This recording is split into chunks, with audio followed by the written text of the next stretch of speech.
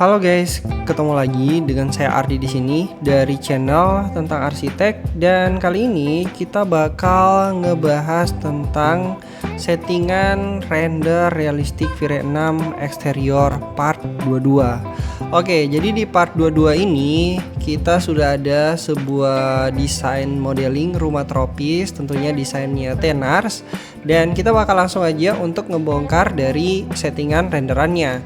Seperti biasa, kita bakal buka dulu untuk V-Ray settingnya. Nah, di sini sudah terbuka V-Ray settingnya. Jadi di sini itu kita bakal bahas yang pertama untuk material aspaltnya. Untuk material-material yang lain sebenarnya ini semuanya material jadi ya. Ini material dari Kios Cosmos.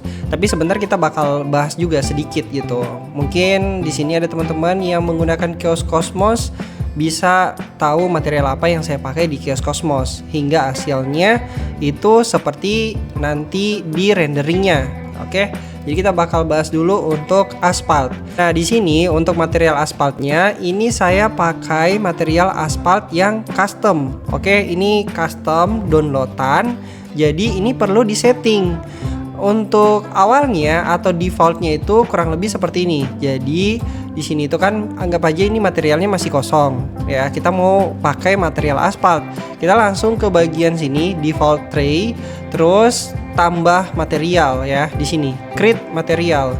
Nah, kalau misalnya udah, kalian namain aja. Misalnya aspal ya. Aspal setting. Oke. Tinggal kita ambil materialnya di bagian sini. Nah, jadi di sini itu sudah ada komponen material aspal yang saya download ya. Yang ya bisa dibilang ini termasuk material VBR atau material yang mendekati material realistik gitu. Yang dimana di sini tuh bakal terbagi jadi beberapa komponen yang nantinya kita bakal pakai beberapa komponen yang ada di dalam sini gitu. Oke, sampai sini paham ya. Jadi tinggal langsung klik aja ini. Ya, ini material defaultnya. Oke, jadi tinggal klik seperti ini. Dan kita kembali lagi lihat dari create materialnya. Di sini sudah ada, sudah tersetting. Selanjutnya tinggal di oke. Oke, jadi kalau misalnya sudah jadi seperti ini, nah di sini kan belum ada ya settingan-settingan aspal seperti aspal yang sudah disetting seperti ini ya. Ini kan sudah disetting ya. Yang ini belum gitu. Jadi gimana cara biar muncul option settingannya? Kalian tinggal ke ini, klik edit in V-Ray. Nanti otomatis bakal langsung muncul seperti ini. Kalau sudah muncul seperti ini, kita bakal kembali ke sini, aspal yang sudah disetting, karena kita mau lihat settingan dari aspal yang sudah saya setting gitu. Biar nanti kalian bisa ngikutin. Oke, jadi sudah muncul kan settingannya. Terus kita ke option reflection. Nah, di option reflection ini saya menggunakan elemen di bagian reflection roughness. Tinggal kalian klik di sini texture slot, terus klik ini, tambahkan ya. Selanjutnya cari elemen yang namanya roughness ini ya. Klik ini terus tinggal di open ya. Kalau misalnya sudah di open, kalian bisa back lagi kembali. Nanti bakal langsung kegabung materialnya di sini ya. Di kursor ini kalian lihat bakal langsung kegabung materialnya itu di aspaltnya. Oke, setelah misalnya sudah, terus di bagian sini surface control ini kalian ganti defaultnya ini tuh glossiness, ganti jadi roughness ya. Karena kan kita pakai reflection roughness. Jadi ganti jadi use roughness. Nah, selanjutnya kita ke bagian bump lagi. Di bagian sini bump, terus klik yang ini ya. Pakai yang bump map. Oke, setelah itu tinggal klik ini bump, terus ke sini open file. Nah, untuk bumpnya sendiri kita pakai yang ini ya, yang gambar ini. Jadi tinggal di open. Kalau misalnya sudah di open, terus back lagi, maka material aspaltnya udah jadi ya, sesuai settingan yang kita udah setting gitu. Nanti kalian bisa lihat hasil settingannya, penambahan dari beberapa elemen di aspaltnya bakal jadi seperti apa gitu.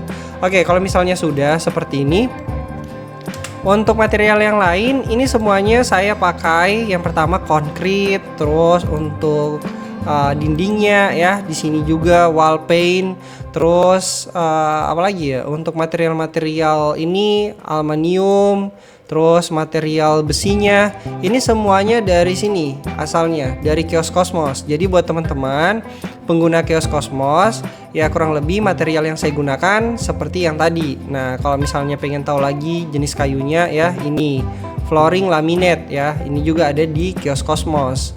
Nah, jadi untuk material di Kios Cosmos ini tuh tidak perlu ada yang di setting-setting. Karena kenapa? Karena material di Kios Cosmos ini tuh udah bagus gitu, udah keren-keren, udah tidak perlu lagi di ulik-ulik lagi. Hasilnya juga udah lumayan standar realistik. Cuman kalau misalnya pengen lebih bagus lagi, ya kalian perlu menggunakan material VBR yang dimana kalian itu menggabung-gabungkan beberapa elemen material seperti yang saya lakukan di aspal tadi. Oke, jadi ngerti ya. Jadi kalau pengen standar bagus ya udah pakai material yang ada di Kios Cosmos. Kalau misalnya kalian juga masih pengen ngulik-ngulik material, berarti kalian harus download materialnya terpisah gitu. Oke, sudah ya. Jadi untuk material di sini secara keseluruhan tidak ada yang di setting-setting, hanya bagian aspalnya aja. Setelah itu kita ke bagian lighting ya di sini. Nah, di bagian lighting di sini ada terbagi 3, ada dome light, spare light, sun light. Oke, untuk di dome light ini khususnya sebenarnya tidak masuk di lighting. Dia ini masuknya di background ya, atau penggunaan HDRI. Nah, ini masuk di bagian lighting. Untuk yang pertama, di sini tuh ada 1,8 intensitinya ya, intensitasnya. Terus HDRI yang saya gunakan di sini, kalian tinggal masukin aja. Kalau belum ada HDRI-nya, tinggal dimasukin di tekstur slot. Klik ini, terus klik ini. Oke, terus cari HDRI yang sudah kalian download. Misalnya ini ya, ini yang saya pakai. Tinggal klik lagi. Nah, ini bakal langsung otomatis masuk ke sini. Selanjutnya, kita bakal setting ya. Di bagian sini itu ada yang namanya color gain, color offset, dan default color. Oke, ini defaultnya dari color offset itu di sini. Nah, ini saya naikin. Kenapa? Agar cahayanya itu lebih kontras. Dan untuk setiap HDRI itu settingannya berbeda-beda ya. Kebetulan aja untuk settingan dari HDRI kali ini tuh bagusnya dinaikin seperti ini. Ada juga yang diturunin, ada juga yang tetap ya, ada juga yang setengah. Jadi ini tergantung HDRI yang kalian gunakan. Ya, ini bagusnya dinaikin aja biar lebih kontras aja gitu. Nah, setelah itu kalian bisa atur scan terbaik dari view kalian. Nah, kalau saya ngambil scan-nya itu dari sini ya.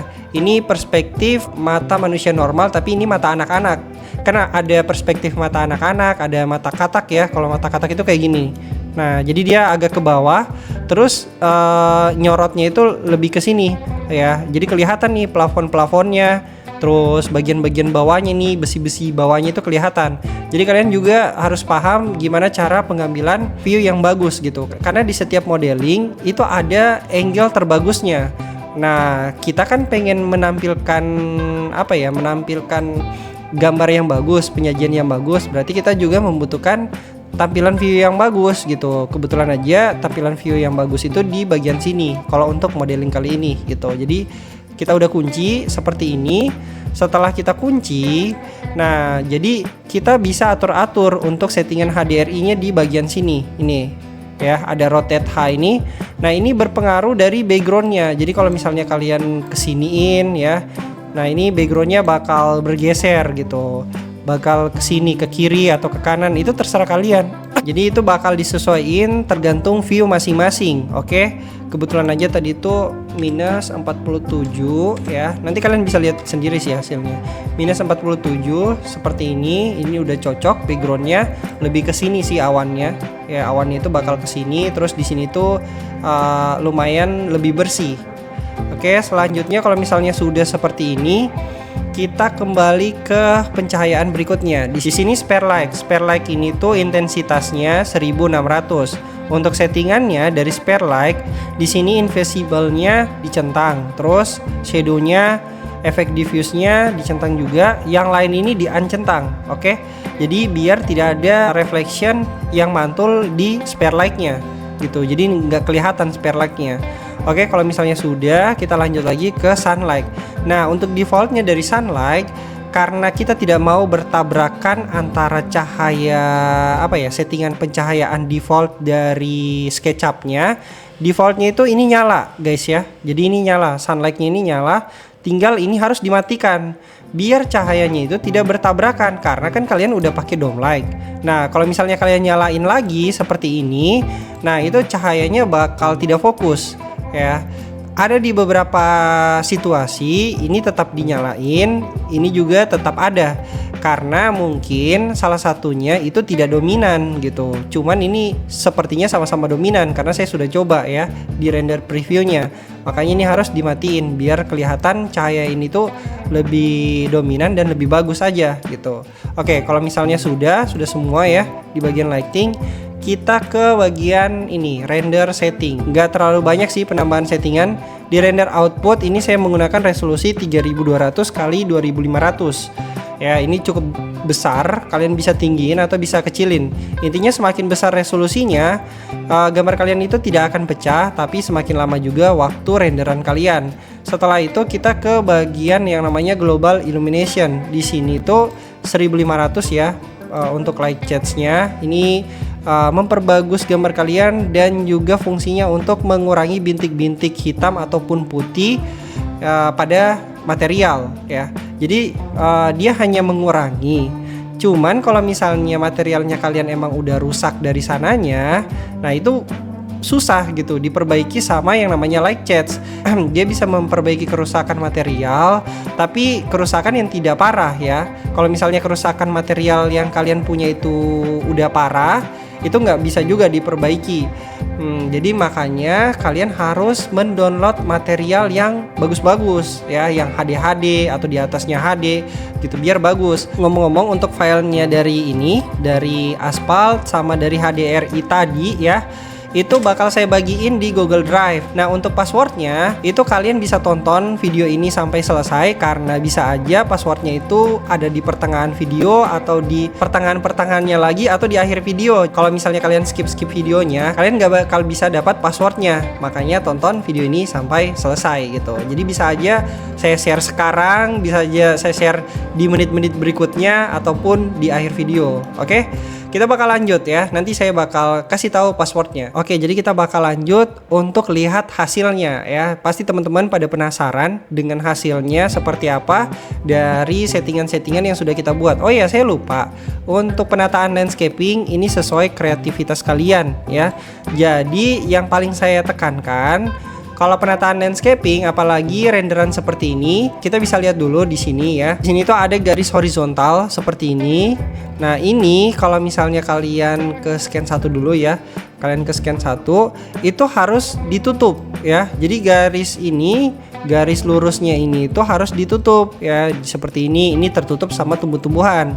Karena di bagian garis-garisnya itu nanti bakal jelek kalau misalnya kalian render, bakal tidak ketemu objek dari modelingnya sama garis-garisnya ini, atau mencolok gitu. Perbedaan antara garis ini tuh bakal mencolok, makanya harus ditutup ya. Jadi itu aja sih yang penting yang perlu ditahu. Dan untuk penataan landscape yang lainnya itu tergantung kreativitas kalian. Jadi kalian silakan kreativitas kalian mau taruh vegetasinya di sini kah, di depan, di bagian sini atau di bagian belakang dan sebagainya. Hanya itu aja sih sebenarnya. Kita bakal langsung lanjut untuk lihat hasil renderannya. Oke, jadi kurang lebih seperti inilah hasil renderannya. Nah, ini kalian bisa lihat ya settingan aspaltnya dari settingan material VBR khususnya untuk aspal. Ya, kelihatan banget ya retak-retaknya, pasir-pasirnya. Ini kelihatan banget dan bisa dibilang ini cukup realistik gitu untuk settingan aspaltnya. Selanjutnya dari settingan-settingan yang lain kayak misalnya HDRI yang tadi ya, saya pengen kosong di bagian sini terus ada awan-awan di bagian sini. Ya, jadi itu tergantung kalian bisa geser-geser, mungkin awannya itu lebih ke sini atau lebih ke kanan atau lebih ke kiri gitu. Jadi itu terserah kalian karena tiap view itu pasti berbeda-beda settingan HDRI-nya. Oke, sampai sini paham.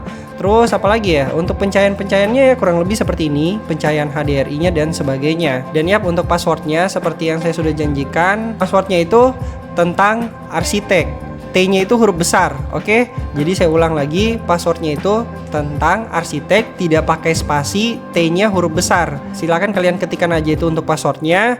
Dan yap, kalian bisa pakai dari settingan aspaltnya ini, dan juga kalian bisa pakai HDRI-nya.